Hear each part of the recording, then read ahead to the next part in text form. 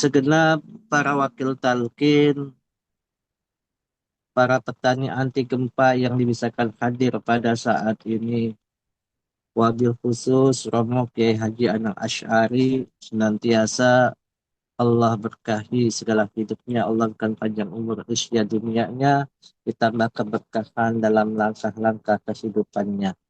Bunda Kaya Suksmono beserta tim MOI serta para petugas Manaki dan seluruh para pemangku Manaki dan seluruh ikhwan wal akhwat Thariqah Qadiriyah Naqsyabandiyah Mansuriyah Lesignah Rasa PKN di seluruh dunia yang dirahmati oleh Allah Subhanahu wa taala.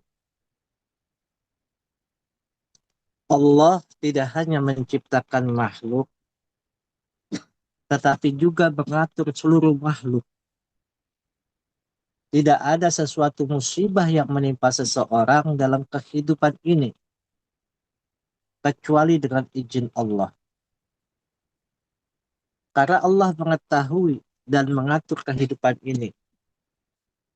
Dan barang siapa beriman kepada Allah dengan istiqamah, niscaya Allah akan memberi petunjuk kepada hatinya, memantapkan imannya, dan Allah Maha mengetahui segala sesuatu yang terjadi di jagat raya maupun yang terjadi di jagat kecil sanubari manusia. Kalau kita melihat jagat raya adalah manifestasi daripada jagat kecil yang ada di dalam diri kita. Maka Allah mengetahui apapun yang telah dilakukan oleh manusia. Dan begitu pula dengan silih berganti waktu pagi, sore, siang, malam, kesenangan dan kesedihan, ataupun kebahagiaan pun musibah. Maka Allah Subhanahu wa taala dalam surat At-Taghabun ayat 11 berfirman, A'udzubillahi minasyaitonirrajim. Bismillahirrahmanirrahim. Ma asoba min musibatin illa biiznillah. Wa may yu'min billahi yahdi qalbahu. Wallahu bikulli syai'in alim. Tidak ada suatu musibah pun yang menimpa diri seseorang kecuali dengan izin Allah. Siapa yang beriman kepada Allah, niscaya dia akan memberi petunjuk kepada hatinya. Allah mengetahui segala sesuatu. Maka manusia dalam menghadapi musibah ini diberikan 4 tingkatan. Yang pertama, bila mendapatkan musibah, kebanyakan hampir seluruhnya adalah marah. Apalagi yang terjadi sekarang. Ada anaknya sedang keluar dan mereka ternyata meninggal 7 orang di Bekasi, di Kali Bekasi. Itu kan membuat parah. Kenapa bisa meninggal dunia? Padahal itu sudah kehendak Allah. Yang pertama ada tingkatan marah. Yaitu ketika menghadapi musibah dia marah baik dengan hatinya. Seperti benci terhadap Rabbnya. Dan marah terhadap takdir Allah atasnya. Dan kadang-kadang sampai kepada tingkat kekufuran. Saking musibah itu datang bertubi-tubi kepada diri kita, kadal fakru ayatuna kufra. Kadang-kadang kefakiran itu menjadikan kita menuju kepada kekufuran. Maka dalam surat Al-Hajj ayat 11, yang artinya Allah berfirman, dan di antara manusia ada orang yang beribadah kepada Allah dengan berada di tepi. Maka jika ia memperoleh kebajikan, tetaplah ia dalam keadaan itu. Dan jika ia ditimpa oleh suatu bencana, berbaliklah ia ke belakang. Rugilah ia di dunia dan di akhirat. Yang demikian itu adalah kerugian yang nyata. Kadang-kadang dia marah dengan lisannya. Seperti menyeru dengan kecelakaan. Atau menghujat dengan kebinasaan dan sebagainya. Atau marah dengan anggota badannya. Seperti menampar pipinya. Merobek saku baju. Menarik-narik atau menjambak rambutnya. membentukkan kepala ke tembok atau sejenisnya. Yang di situ adalah ekspresi ketidaksukaan, kemarahan pada apa yang terjadi kepada diri. Yang kedua, seseorang bila mendapatkan musibah, yaitu sabar. Bagaimana ucapan seorang penyair yang mengatakan, as-sabru mislu ismuhu murrun. Mazaqatuhu lakin awakibuhu ahla minal amali. Sabar itu seperti namanya, pahit rasanya, akan tetapi akibatnya lebih manis dari madu. Maka orang yang sabar itu akan melihat bahwasannya musibah itu berat baginya. Dan dia tidak menyukainya, akan tetapi dia membawanya kepada kesabaran. Ini untuk ikhwan semua. Bagaimana menyikapi baik kebaikan, baik keburukan, baik namanya musibah, baik apapun, mereka mengatakan di sini senang, di sana senang. Dan tidak adalah sama di sisi antara adanya musibah dengan tidak adanya. Bahkan dia tidak menyukai musibah itu akan keimanannya melindungi dia dari marah. Dan yang ketiga adalah tingkatan orang-orang yang mendapatkan musibah adalah tingkatan kepada ridha. Dan ini lebih tinggi dari sebelumnya. Yaitu dua perkara tadi. Ada yang menerima musibah dengan marah dan sabar. Maka di sini dinisbahkan, disandarkan terhadap qada dan qadar. Takdir dan ketentuan Allah Subhanahu wa Ta'ala. Walaupun bisa jadi ia bersedih karena musibah tersebut. Karena sesungguhnya dia adalah seseorang yang sedang berenang dalam qada dan qadar. Kemana saja qada dan qadar singgah, maka dia pun singgah bersamanya. Baik di atas kemudahannya ataupun kesulitannya.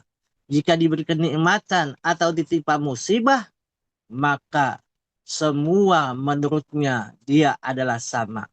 Bukan karena hatinya mati, bahkan karena sempurnanya ridho kepada Rabbnya, dia bergerak sesuai dengan kehendak Rabbnya. Bagi orang yang ridho, adanya musibah ataupun tidak adalah sama. Karena dia melihat bahwasannya musibah tersebut adalah ketentuan Rabbnya. Inilah perbedaan antara ridho dan sabar. Maka tahapan seperti ini, antara pertama marah mendapatkan sewajar, sabar dan ridho.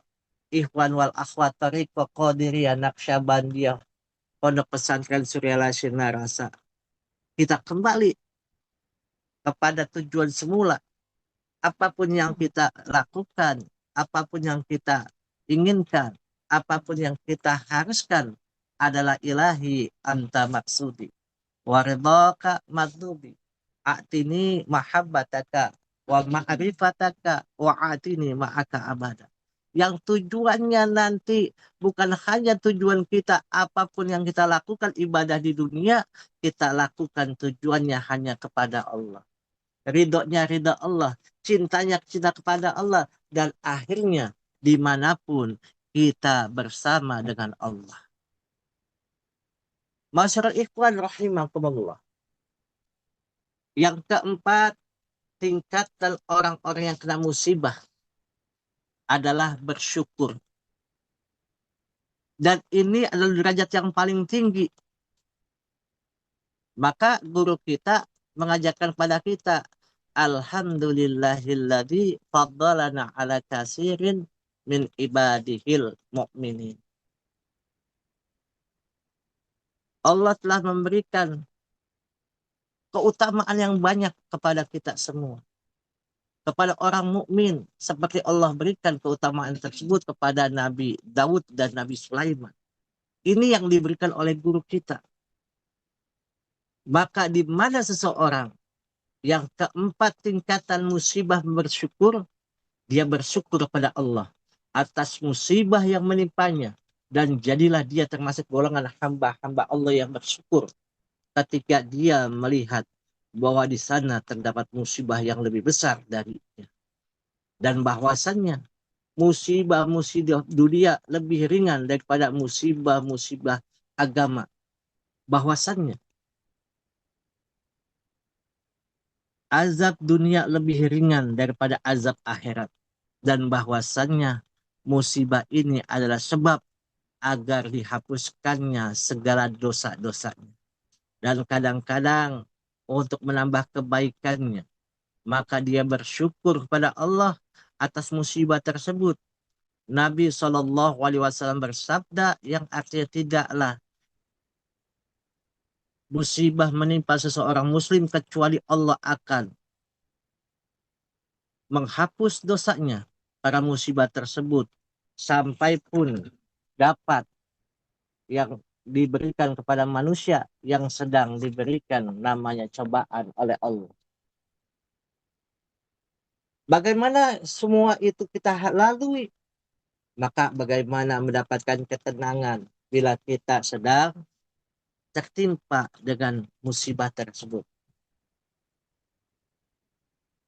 Maka semua manusia harus beriman kepada Allah. Yang tadi di awal bahwasannya barang siapa yang beriman kepada Allah, niscaya dia akan memberi petunjuk kepada hatinya, kepada qalbunya. Seseorang yang bersabar, seorang yang bersyukur, seseorang yang ridho atas namanya apapun yang diberikan oleh Allah, maka dia akan memberi petunjuk kepada qalbunya. Allah akan memberi ketenangan kepadanya. Dan hal ini menunjukkan bahwasannya iman itu berkaitan dengan hati. Apabila hatinya mendapat petunjuk, maka anggota badannya pun akan mendapat petunjuk pula.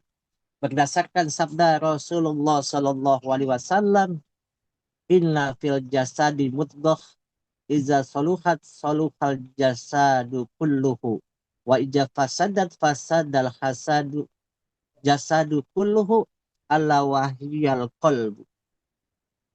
Sesungguhnya di dalam jasad terdapat segumpal daging.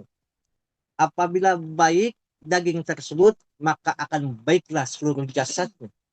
Dan apabila rusak daging tersebut, maka akan rusaklah seluruh jasadnya.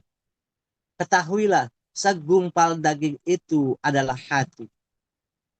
Maka berkata Al-Qamah menafsirkan ayat di atas surat At-Taqabun ayat 11. Yaitu seseorang yang ditimpa suatu musibah, lalu dia mengetahui bahwasannya musibah tersebut dari sisi Allah, maka dia pun ridha dan menerima, berserah diri kepada Allah. Maka tafsiran Al-Qamah tersebut menunjukkan bahwasannya ridha terhadap takdir Allah merupakan konsekuensinya iman. Karena sesungguhnya barang siapa yang beriman kepada Allah, maka berarti dia mengetahui bahwasannya takdir itu dari Allah. Sehingga dia rela dan menerimanya.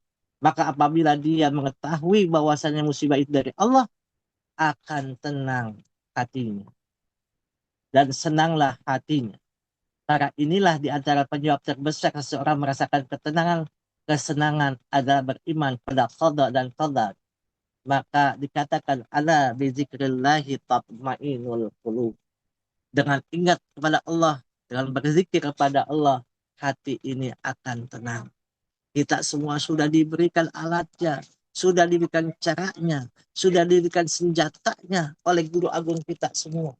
Bagaimana kita semua dapat mengamalkannya, mengamankannya, supaya kita dapat menjadi orang-orang yang al-mahdi, yang selalu diberi petunjuk oleh Allah. Rasulullah Shallallahu Alaihi Wasallam bersabda, apabila Allah menginginkan kebaikan kepada hambanya, maka Allah akan menyegerakan balasannya di dunia. Dan apabila Allah menginginkan kejelekan kepada hambanya, maka Allah akan menunda balasan dari dosanya sampai Allah sempurnakan balasannya di hari kiamat. Dalam hadis ini dijelaskan bahwa Allah menginginkan kebaikan dan kejelekan hambanya Akan tetapi kejelekan yang dimaksudkan di sini bukanlah kepada zat kejelekan tersebut berdasarkan sabda Rasulullah, dan kejelekan tidaklah disandarkan kepada.